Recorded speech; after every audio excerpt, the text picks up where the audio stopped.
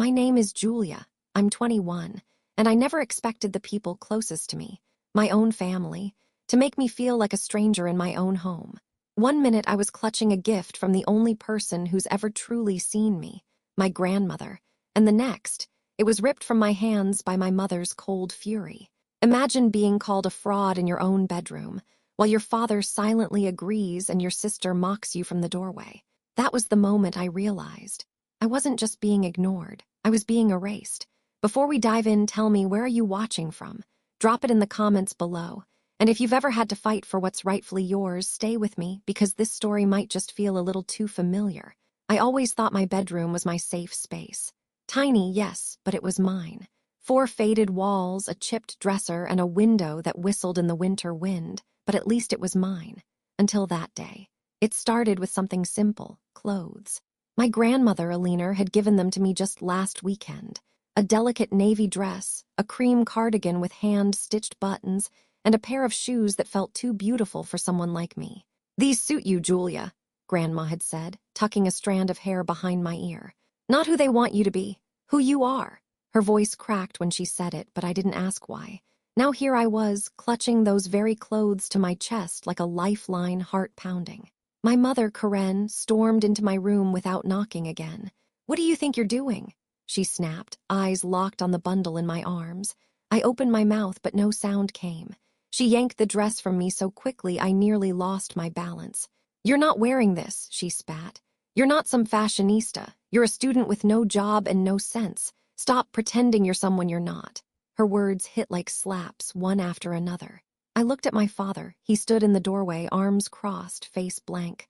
I waited for him to speak up, to say anything. He didn't, just nodded as if this humiliation was justified. And then came the final blow: Cassidy. My sister leaned casually on the doorframe, arms folded, a smug smile playing on her lips. She didn't need to say anything, I could see it in her eyes. She enjoyed this, watching me shrink under the weight of our parents' judgment. I forced myself to speak. "Grandma gave them to me. She said she wanted me to have them." Mom scoffed, turning toward my closet. "She shouldn't be interfering. You're not a child anymore, Julia. You don't get to play dress up just because a leaner can't let go of the past." I felt my stomach drop. "You can't just take her gift," I whispered. "Watch me," Mom snapped, stuffing the clothes into a bag. "Grow up, Julia." And just like that, they were gone. No one said a word as she walked out. Dad followed her, Cassidy trailing behind like a shadow, glancing over her shoulder with a look I'll never forget.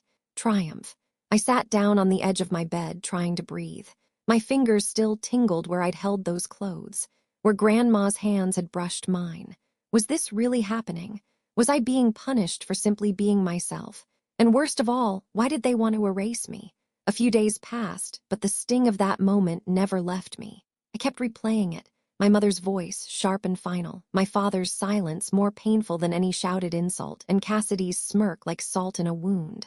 I wondered if I'd imagined the whole thing, but then I saw the proof.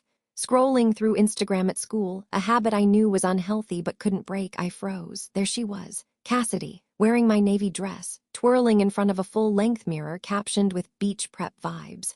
Her hair was styled in soft curls. She looked effortless. Perfect. Loved. The comments flooded in. "You always have the best style. Goddess. Where did you get that dress? I need it." Each word felt like a punch. My breath caught. That was supposed to be mine. A piece of my identity, a sliver of self-expression, stolen and paraded for likes. I stared at the screen, heart pounding, lips trembling. My thumb hovered over the comment button, but what could I say? "Hey everyone, that's actually mine. But my mom ripped it from me and gave it to my sister because I'm not allowed to look nice." No one would believe it. Cassidy was the golden girl, always perfectly polished, always in the spotlight. I was just me, the shadow in the background. I glanced down at what I was wearing, an old, faded hoodie with frayed sleeves and jeans that barely fit. Hand-me-downs. Again. Clothes that once belonged to Cassidy, then tossed aside, then shoved into my arms like charity. I'd tried to make them my own, patched a few tears, stitched little floral patterns into the seams. But it didn't matter. I still felt like a ghost of someone else's life. That afternoon, I passed Cassidy in the hallway. She was surrounded by friends, laughing, radiant. She didn't even notice me until she did. Her eyes met mine for just a second.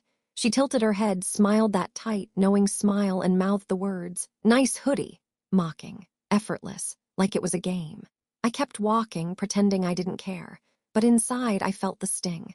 Again, at home that night I hoped maybe, just maybe, I could find a moment of peace. No, Julia, clean the kitchen, my mother called from the living room. And make sure Cassidy's laundry is folded, we're leaving early tomorrow. I stood in the doorway, dish towel in hand, blinking. Leaving? The beach trip, she said flatly. We've been planning it for weeks. Weeks, no one told me. No one asked if I wanted to come. I opened my mouth, but she waved her hand dismissively. Don't start. Someone needs to stay and take care of the house. Cassidy appeared behind her, tossing a bag on the couch.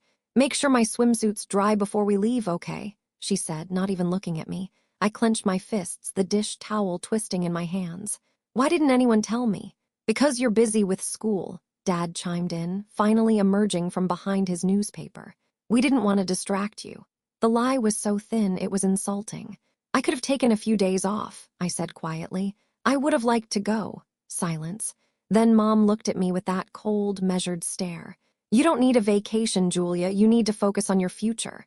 Cassidy smirked. Besides, you'd hate the beach. Too many people, too much sun. I couldn't speak. I couldn't breathe. All I could do was nod and turn away, hiding the hot tears that threatened to spill. Later that night, I stood in the laundry room, folding Cassidy's clothes. My fingers moved on autopilot, shirt, shorts, bikini. All of it expensive, new, hers, and I was invisible. I stared out the window, watching the sun dip below the horizon. The quiet of the house wrapped around me like a heavy blanket.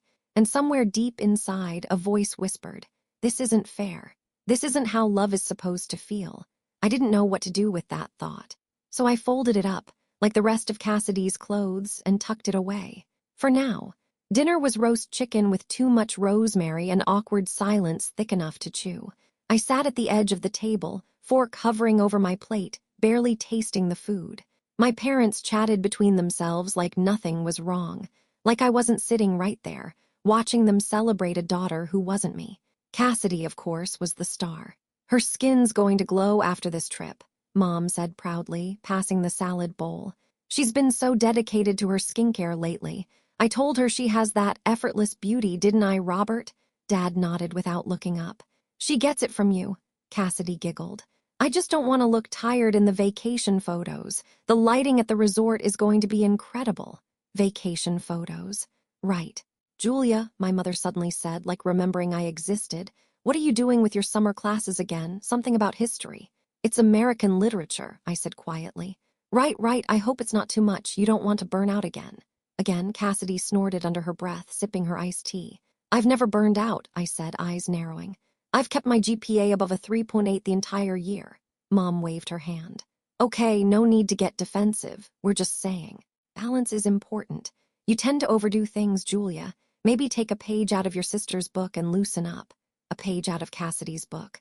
The girl who never folded her own laundry. The one who couldn't pass an algebra final if the answer was written on her palm. I clenched my jaw and looked down, stabbing a cherry tomato with more force than necessary. Cassidy leaned in just enough to be heard. Relax, Jules. Everyone knows you're intense. My cheeks flamed. I looked up, meeting my father's gaze. He didn't flinch. He didn't blink. Just returned to his meal like I hadn't spoken. I forced a breath through my nose. I just don't think it's fair to. Here we go, my mom interrupted. Julia, not every dinner has to turn into a complaint session. Honestly, we were having such a lovely evening until now. Karen, Grandma Aliner said softly. It was the first time she'd spoken all night. Y'all turned to her. She was seated quietly at the far end of the table, half her chicken untouched, eyes unreadable behind silver-framed glasses. What? Mom asked, sounding mildly irritated. Grandma sipped her water and said nothing. Cassidy arched a brow. Is something wrong, Grandma? Aliner didn't answer. Just turned her gaze to me, held it for a long moment. Her expression didn't change, but something passed between us, something small but seismic. Not pity, not sorrow, recognition. For the first time that night, I didn't feel completely alone. After dinner, while everyone else retreated to their phones or started packing for the trip, I stayed behind to clear the table. My mother gave me a brief nod, as if it were expected, not appreciated. Grandma lingered by the sink. I waited for her to speak, but she didn't. She just handed me a dish towel and started drying. We worked in silence. It wasn't until I reached for a wine glass that she gently touched my wrist. I looked up. Her eyes were glassy but steady. "I see you," she whispered. 3 words, that was all, but I nearly dropped the glass. I looked away quickly, blinking fast, throat tightening. I didn't respond. I couldn't, because if I did, I'd fall apart. And I couldn't afford to break, not yet. It happened just a week after the beach trip. The house was too quiet, eerily so. The kind of silence that made you listen harder, only to realize you were waiting for something you didn't want to hear. Mom's voice came through my phone in a clipped rush. "Your grandmother collapsed this morning. They've admitted her to Pine Creek General." No explanation, no emotion, just that. By the time I got there, the hospital hallways smelled of antiseptic and worry. I found Grandma in a thin gown, small and pale under starched sheets with wires clinging to her like ivy. She smiled when she saw me, though, not big, but real. "She asked for you," a nurse said. "Only you." And that changed everything. Cassidy was still in the Bahamas, uploading perfectly filtered poolside selfies, captioned with song lyrics she didn't understand. My parents sent flowers and rescheduled their return. "She's in good hands," Mom texted. "Keep us posted." I did, but I also stopped waiting for them to show up. When Grandma was released 3 days later, it wasn't back to her own rhythm of gentle gardening and quiet knitting. It was to a full-time care routine. Medications at precise intervals, bland meals she barely touched, and a list of symptoms long enough to fill a novel. That's when I moved in. Her Victorian house on Pine Street had always felt like a place from another time. Soft rugs, oil paintings, furniture with corners worn smooth from decades of life. The walls carried the scent of dried lavender and old wood. It had charm, and now responsibility. I split my time between school and her bedside. Rushing between classes and grocery runs, scribbling lecture notes on the backs of paper towel rolls when I couldn't find a spare notebook, cooking simple meals, sitting through her endless coughing spells, reading aloud to distract us both. She called me her little lighthouse. "Even when the waves get high," she'd whisper, her fingers brushing mine, "you shine through." I didn't know how to respond to that, so I smiled and brought her more tea. The nights were the hardest. The house moaned in its bones. Every creak of the floorboards felt like a cry for help. I kept a baby monitor on my nightstand, its tiny red light blinking through the dark. Every cough jolted me awake. I learned how to interpret the rhythms of her breath like music, wheezing crescendo, sharp silence, weak exhale. One night, after I'd helped her to the bathroom and tucked her in again, I stood by the window watching the moon through lace curtains. I was exhausted, but something else had started to bloom under the fatigue. Pride. Not the kind Cassidy chased, public praise, applause, attention. No, this was the quiet kind. The kind that came from showing up when no one else did, from being strong even when you had every right to fall apart. Grandma saw it too. "You've always had more grit than they know," she said one morning, voice gravelly. "Even when you were little, you had this fire in you." I looked at her, unsure whether to cry or hug her. Instead, I poured her orange juice and tucked a blanket around her legs. One afternoon, she asked for her jewelry box. I hesitated. "Are you sure?" She nodded. "Just bring it." Inside was a small brooch I'd admired since I was 6, a silver leaf with a blue stone center, delicate, intricate like something from a fairy tale. She handed it to me, closing my fingers around it. "It belonged to my mother," she said. "It's yours now, you have her heart." My throat tightened. "Why me?" I whispered. Grandma smiled, the corners of her lips trembling. "Because you never needed to be the loudest. You just were." That night, I sat at the old desk in the upstairs bedroom and opened a blank notebook. For the first time in years, I wrote. Not class notes or lists, just words. I started journaling, not just the day's events, but the moments that stuck. The way her fingers curled around mine when she was in pain. The way my heart raced every time I heard her stir. The aching contrast between this quiet devotion and the chaos of my own family. I didn't know what I was building. I just knew I needed to remember.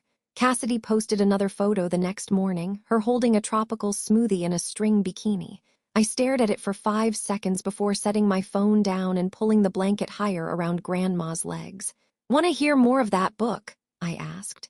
She nodded slowly. "Just your voice, sweetheart, that's enough." Summer slipped by, slow and suffocating. The house on Pine Street felt heavier with each passing day, as if it knew the truth we were all too afraid to say out loud. Grandma was fading. She slept more now, ate less. Her sharpness, the flicker that made her uniquely a leaner, was starting to dim. Some days she forgot the date. Other days, she forgot whether she'd spoken to me that morning, even when I'd just laid her breakfast tray on the nightstand. But she never forgot me. That was my anchor. "Julia," she said one evening as I helped her into bed, "when I go, don't let them erase you." I paused. "Grandma, don't say that."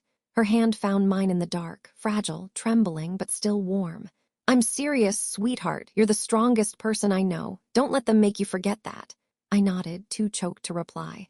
And when I stepped into the hallway, I leaned against the wall and cried silently into my sleeve, afraid she might hear me, because I needed to be strong. At least for now. Cassidy sent me a text the next morning. "Hey, can you check if my white denim shorts are still in Grandma's dresser? I might have left them there like 2 years ago, lol." That was all. No, "How's Grandma?" No, "How are you?" I didn't reply. I just stared at my phone until the screen dimmed and disappeared. She hadn't visited once. Neither had my parents. They offered excuses in a group chat they barely used. Work, flights. She's being well cared for. As if I were a nurse they'd hired, not their daughter, not her granddaughter. Most nights after cleaning up dinner and giving Grandma her medication, I sat at the desk by the window and wrote. Not just observations anymore. Feelings, memories, rage. Some entries were a page, some were 3 words. One night I wrote, "They forget me because I make them uncomfortable." Another night, "I'm scared I'll forget who I am when she's gone." The words weren't elegant, but they were mine. I had no one to tell them to, so I poured them into paper. The journal became a second spine, holding me up when the real one wanted to collapse. Then, one Sunday, while picking up prescriptions from the clinic, I noticed a small flyer pinned near the pharmacy window. Community therapy sliding scale. Individual and group. Now accepting new clients. I stared at it longer than I should have. Later that night, I found myself Googling the therapist's name, Marlene Jameson, LMFT. Her profile picture showed a woman with kind eyes and tired smile lines. She looked like someone who had seen every kind of storm and still chose to sit in the rain with others. I clicked request appointment. It felt like cheating, like I was admitting weakness in front of the only person who had ever believed in my strength. But something deep inside whispered, it's okay to need help. Even strong girls get tired. Marlene's office was small and smelled like tea and old carpet. Her voice was soft, deliberate, and never rushed. I didn't cry during the first session. I didn't even know how to start, but I talked. About the clothes, the beach trip, the dinner table silences, the years of being the reliable one, the invisible one. Marlene listened. She didn't interrupt. She didn't flinch when I said I hated Cassidy sometimes, that I envied her ability to be loved so easily. She didn't earn any of it, I whispered. She just exists, and they fall over themselves for her. I've bled for this family, and they never look at me the same way. Marlene leaned forward. What would it look like if you did the choosing? If you chose who had access to you instead of waiting to be chosen? That question haunted me for days, because I'd never thought I had a choice. I returned to that quiet house with new eyes. I saw not just the burden I was carrying, but the power I was beginning to hold. Every meal I cooked, every appointment I arranged, every sleepless night I stayed vigilant for a cough or a call from Grandma, it all counted. Even if no one noticed. Even if no one ever said thank you. Because I knew. Grandma knew. That was enough for now. And as her breathing grew shallower with each week and her hands turned colder during our evening talks, I started reading my journal entries aloud to her when she couldn't sleep. She couldn't always respond, but she listened. She always listened. And sometimes, when the moonlight touched her face just right, I'd see a tear slip from the corner of her eye and vanish into her pillow. There was a moment, maybe 2 weeks after I started therapy, when I realized I hadn't heard my own laugh in months. Not a polite chuckle. Not a dry smile at Cassidy's Instagram captions. A real, belly-deep laugh that made you feel light, if only for a second. That realization hit me as I walked home from the clinic, the afternoon sun casting long shadows across Pine Street. My backpack sagged with notebooks and pill bottles, but it wasn't just the weight of those. It was everything. The constant tension in my shoulders, the dull ache behind my eyes, the tightness in my chest that never seemed to ease anymore. In therapy, Marlene called it chronic emotional compression. She said I'd been holding my breath for years, afraid that exhaling might break something. She wasn't wrong. I clung to my routine like a lifeline: school, care, journal, sleep, repeat, but something inside me was cracking. Quietly, slowly, Grandma noticed.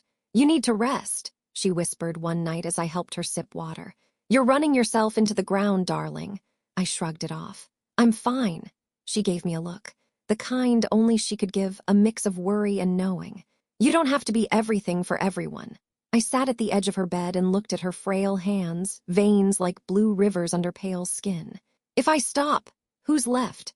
I asked softly. She didn't answer, but she squeezed my hand. And for once, that silence felt like comfort, not abandonment. Later that night, as she slept, I opened my laptop, not for homework, but for something I hadn't dared until now. I searched for online forums about caregiving, about burnout, about grief before death. One post caught my eye. It's possible to love someone and still feel crushed by the weight of caring for them. That doesn't make you ungrateful, it makes you human. I read that line 3 times. I copied it into my journal, underlined it, and stared at it until tears blurred the ink. Marlene had said something similar in our last session. You can grieve someone while they're still alive, she'd told me. It's called anticipatory grief. You're already mourning the pieces of her you're losing. And I was. The sharp-eyed Alina who taught me to bake blueberry scones. The woman who once ran a book club from this very living room, now silent and still. The voice that used to sing me lullabies, now raspy, fading. She was slipping through my fingers and I couldn't stop it. So I held on tighter. The harder I worked, the less I slept. Meals became simpler, soup from a can, toast with jam. I stopped checking school emails, stopped replying to texts from classmates. One night I found myself staring blankly at a textbook, unable to process a single word. I felt like I was disappearing, cell by cell, and no one saw, no one except Marlene and Grandma.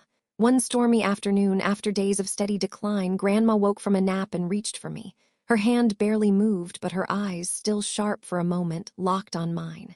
You're more than this, she rasped. More than what? She tried to speak again, but coughed.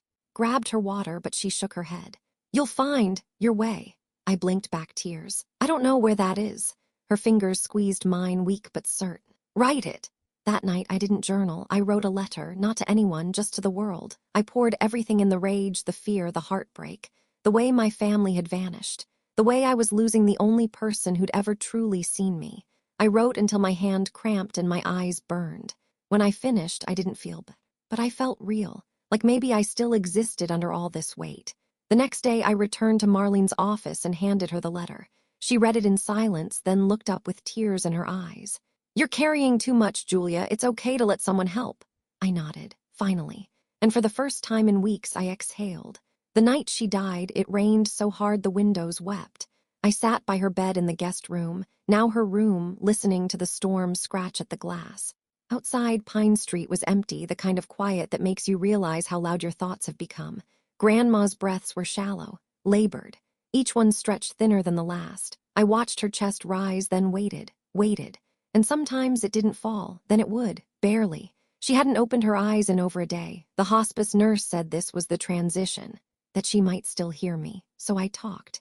I told her about the lavender soap I'd bought last week, the one that smelled like her garden. I told her I found one of her old bookmarks in a copy of Wuthering Heights and it made me cry in aisle 12 of the grocery store. I told her I loved her, and that I wasn't ready. I didn't know what time it was when the final breath came, only that I knew. The room went still. No gasp, no sudden movement, just silence. Not the comforting kind, the other kind. The kind that wraps around your throat like a scarf and waits for you to notice it's choking you. I pressed my forehead to her hand. Still warm, just barely. I promise I'll be okay, I whispered. It was a lie, but it felt like something she needed to hear. I stayed like that for a long time. Later, the nurse came, gentle and efficient. She called it a peaceful passing. It wasn't peaceful for me. I made the calls I had to. My mother answered after the 4th ring. Hello. She's gone. A pause. Oh, that was it. Oh, do you want me to? I started, but she cut me off. We'll book a flight. Let us know when the service is. She hung up. Cassidy never called. She just posted a photo of a new tattoo, something about freedom and healing, ironically. The funeral was 2 days later. Cold and formal, just like the tone of their voices when they arrived. They didn't cry. They didn't sit beside me. I sat in the back row alone, knees shaking, trying not to sob audibly. The chapel smelled like roses and old regret. The minister mispronounced Grandma's maiden name. No one corrected him. Afterward, my parents mingled. Cassidy took selfies outside near the floral arrangement. I look washed out in this lighting. she complained, scrolling through her camera roll. I wanted to scream. Instead, I walked up to my mother, stared her in the eye, and asked, "Why didn't you sit with me?" She blinked. "You looked comfortable where you were. I was alone. You seemed emotional." "Yes, my grandmother died," she sighed. "Julia, don't make this about you." I stepped back like she'd slapped me. In that moment, something shifted. Something final. They weren't just oblivious. They chose not to care. Later, I went home to the empty house on Pine Street. Her teacup was still by the sink, her slippers near the heater vent. Her world paused mid-breath. I walked through every room, touching the backs of chairs, flipping through old mail, pressing my fingers against the worn keys of her piano. And when I reached her dresser, I found it. A letter, folded in an envelope with my name, written in her unmistakable hand. "Julia, if you're reading this, I'm already gone. But I need you to know something. You were the light in my life's final chapter. The steady hands, the quiet courage, the fierce love. I've watched them try to dim you for years. I've watched you shrink to make room for others' comfort. Please don't do that anymore. There's a key in the top drawer. Use it. Claim what's yours. Live loudly. Love wildly. Don't ever apologize for being the kind of woman who refuses to be ignored. I believe in you." Always, Grandma. The tears came then, silent at first, then heavy and shattering. I curled up on her bed, the letter pressed to my chest, and for the first time since the night she passed, I let myself fall apart. But somewhere between the sobs, a strange thought took root. She left me more than memories. She left me instructions. They gathered like vultures circling something warm. The reading of the will took place in the cramped office of Aliner's longtime attorney, Mr. Dunbar. An elderly man with sharp spectacles and a habit of clearing his throat between sentences as if to cushion every blow. I sat in the only chair not facing the desk. I didn't want to see their faces. I knew them by heart anyway. The tense line of my mother's mouth, Cassidy's impatient tapping, my father's narrowed eyes. They hadn't asked how I was doing since the funeral, but they showed up for this. "Thank you all for coming," Mr. Dunbar began, his voice slow and deliberate. Aliner Whitfield made several updates to her estate plan over the years. The final revision was signed and notarized 6 months ago. I remembered that. Grandma had asked me to pick up ink cartridges for her printer that day. She said it was boring paperwork. Now I understood what she meant. Mr. Dunbar shuffled the pages. As per her wishes, Aliner's physical possessions, bank accounts, and the house located at 243 Pine Street will be transferred to Julia Whitfield, her sole granddaughter and full-time caregiver. Silence. Then my mother laughed short, high-pitched, like something cracking. "I'm sorry," she said, adjusting her purse strap. "Did you say sole?" Mr. Dunbar nodded. "Correct." My father leaned forward. "Surely there's a mistake. My wife is Aliner's daughter. This house is family property." "It was Aliner's property," Mr. Dunbar replied calmly. "She purchased it herself in 1971. She has left it in its entirety to Julia." Cassidy scoffed. "This is absurd. Julia manipulated her. Grandma was sick. She didn't know what she was doing." My blood turned to ice. "She knew exactly what she was doing," I said, voice low but steady. "She had it witnessed and signed at the county clerk's office. I was with her that day." Mom's eyes narrowed. "You're not keeping it." I met her gaze. "Yes, I am." The fury was instant. "She's 21, Dad barked. "She doesn't know the first thing about managing property. She barely supports herself." "She took care of her," I said sharply, "while you went on vacation and sent 1 bouquet of lilies." Cassidy rolled her eyes. "You think that makes you special?" "No," I said. "She did." Mr. Dunbar cleared his throat again, clearly used to these scenes. "There is one more detail," he added, sliding a document across the desk. "Aliner created an LLC, Whitfield Haven LLC, to hold the deed. Julia is its sole trustee. This was done to protect her legal standing in case of disputes." Mom paled. "She expected us to fight her." "She knew you would," I said. Dad stood up. "You can't do this. We have rights." "No," I said. "You don't, not anymore." Cassidy pointed a manicured finger at me. "You're being selfish." "Deserve something too." "Deserve," I repeated. "You mean like how I deserve to know about the beach trip you planned without me, or when you wore my clothes and called me a fraud?" Mr. Dunbar looked vaguely alarmed. "Should I step out?" "No," I said. "They can hear this." I turned to my parents. "I was here every single day when she couldn't stand on her own, when she forgot how to hold a spoon. I watched her die breath by breath. You didn't even call the night she passed." Mom stood up too now. "You're not keeping that house. We built this family. And you let it rot, I snapped. You want her house, you ignored her for years, you mocked her choices, and now you want her things. Dad pointed a shaking finger at Mr. Dunbar. We'll contest this. You can try, he replied, stacking the papers neatly. But I wouldn't advise it, Cassidy scoffed. You're pathetic, Julia, hoarding an old house like it makes you important. I stared her down. No. What makes me important is that Grandma said I was. She chose me. They didn't know what to say to that, because deep down they knew it too. They didn't come to grieve. They came to take, and they left empty-handed. I walked out of the law office into the cold afternoon air, clutching the deed folder like it was armor. For the first time in my life, I wasn't walking behind them. I was walking away. The day I moved in alone, the house felt different. Not haunted, at least not by Grandma. She was still everywhere. In the creak of the floorboards, the soft ticking of the antique clock, the scent of lavender that lingered in the linen closet. Her presence didn't scare me, but something else did. The kind of fear that comes when you sense you're being watched not by ghosts but by the living. It started small. The front door was ajar one morning when I came back from the store. Just a crack like someone had forgotten to pull it closed. Except I knew I had. Then the muddy footprints appeared. Trailing from the back door to the kitchen, smudging the floor I had scrubbed only a day earlier. I stood frozen in the doorway, heart racing, listening. Silence. Everything else looked untouched. Nothing missing. No drawers open, just footprints. I cleaned them up in silence. My mind refused to go where I knew it wanted to. The next night, I found the cabinets in the laundry room wide open. All of them. A drawer pulled out. One of Grandma's scarves draped across the washing machine like it had been lifted, then discarded.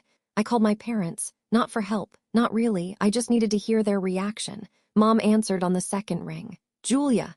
I think someone's been inside the house, I said, voice tight, a pause. That's strange.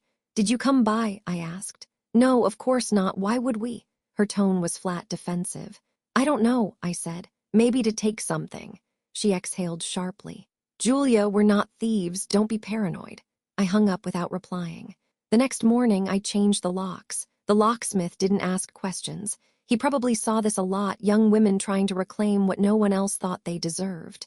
I also bought a camera, just one. Installed it quietly by the front door, pointing at the driveway and porch. I didn't have money for more. Not yet. That night, I barely slept. Every creak of the house made my skin prickle. I kept Grandma's brooch in my hand like a talisman, its silver edges digging into my palm. Somehow that helped. Then came the text from Dad. We stopped by, house looks the same, don't let it fall apart. We're still your parents, Julia, we have rights. My stomach dropped. They had been here without permission. I replied with one sentence, you have no rights here, stay away. No response. For days I felt watched. Like the house was no longer mine, but something I had to defend. I kept the doors locked, drew the curtains, double-checked the camera footage every night. That's when I saw it, Cassidy, on the porch at midnight, hood up, looking around, then staring directly into the camera.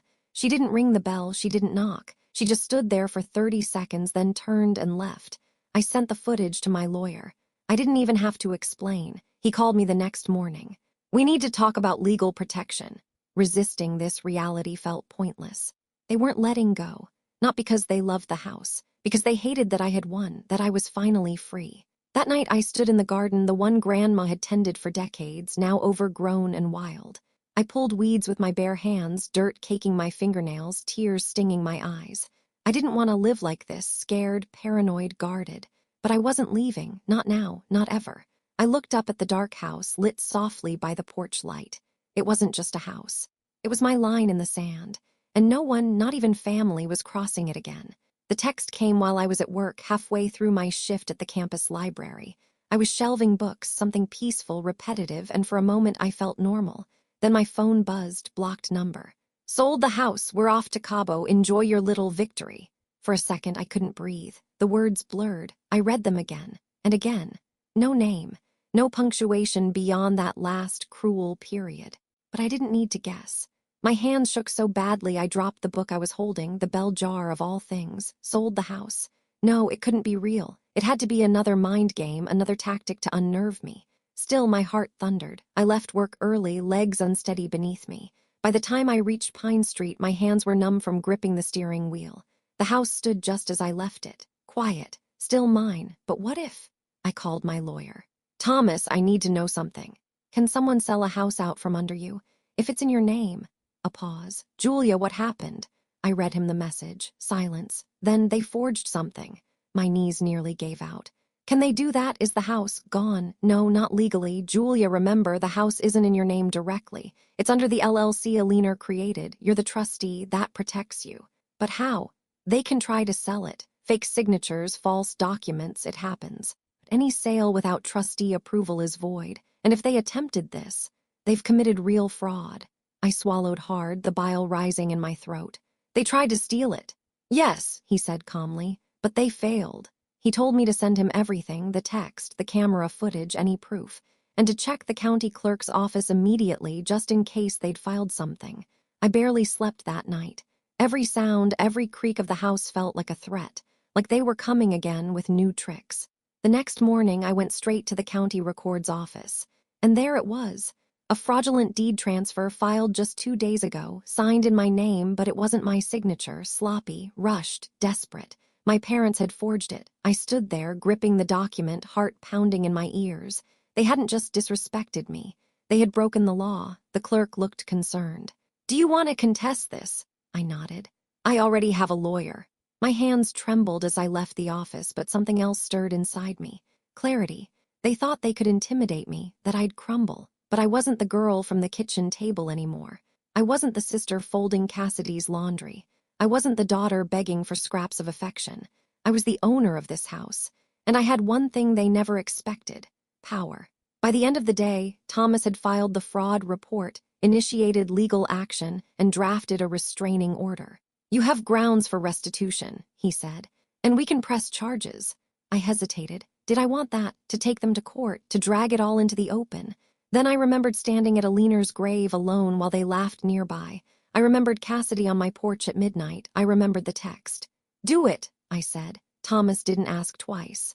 That night I walked through the house slowly, touched the walls, smelled the garden air drifting through the open window. They had tried to steal everything Grandma gave me, but they couldn't, because she saw them for who they were, and she saw me for who I was becoming, a woman who would no longer be erased. The courtroom smelled like old wood and tension.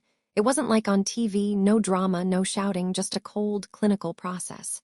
Papers, evidence, statements. Still, the weight of it all pressed into my chest like a stone. They sat across from me, Mom, Dad, Cassidy. Their expressions unreadable. No guilt. No apology. Just the brittle calm of people who still believed they were untouchable. Until now. My lawyer, Thomas, had presented everything: the forged deed, the text message, the surveillance footage of Cassidy on my porch. The judge didn't need convincing. You knowingly filed false documents to unlawfully transfer property, she said, eyes hard on my parents. That constitutes fraud. Cassidy shifted uncomfortably. For once, her phone wasn't in her hand. My mother opened her mouth, then closed it. The judge continued. As a result, all actions taken in the attempted sale are null. The rightful ownership remains with the LLC under sole trustee Julia Whitfield. My name echoed through the room. For the first time in weeks, I breathed. It wasn't over, though. The judge looked directly at my parents. You are ordered to pay restitution for damages and legal fees. Additionally, you are barred from contacting Miss Whitfield or entering the property at 243 Pine Street without explicit legal consent. A restraining order. It was official. Cassidy whispered something to Mom, eyes darting. They looked smaller now, not powerful, not in control, just people. People who had tried to break me and failed. After court, they approached me in the hallway, not to apologize, not to make peace, to plead. Julia, don't do this, Mom said. Her voice was thin, tight. You're destroying this family, Dad added. I stared at them. No, I said quietly. I'm ending the part where you controlled me. Cassidy stepped forward, eyes burning. This is what you wanted all along, isn't it? Payback. I tilted my head. No, this is what she wanted, and I finally have the strength to honor it. They didn't follow me when I walked away. They never would again. Back home, the air felt lighter. I opened every window, letting the breeze sweep through. The sunlight hit Grandma's favorite armchair just right, and for a moment it felt like she was sitting there, smiling. I stood in the garden, breathing in the scent of wild rosemary and earth. Free. Not just from them, but from the weight of needing their approval. I'd fought for my voice, my space, my right to exist as I am, and I'd won. I unlocked the old shed out back, something I hadn't dared open since she passed, and found her gardening gloves neatly folded, a journal unfinished. Her handwriting still strong. I smiled. Some victories aren't loud. They're quiet. They bloom in the aftermath of storms. That evening, I sat on the porch with tea in Grandma's favorite mug, watching the sky darken to purple. I didn't need to look over my shoulder. I didn't need to explain myself to anyone. I was here, whole. Finally, I opened my own journal and wrote the last line of this chapter. Justice isn't always about punishment. Sometimes it's about finally feeling safe in your own skin, in your own home, with no one left to steal your light. Now it's your turn. Have you ever had to fight for something that was already yours? Have you been underestimated, ignored, or erased by those who should have protected you? Tell me where you're watching from and share your story in the comments, because healing starts when we speak our truth, and I want to hear yours.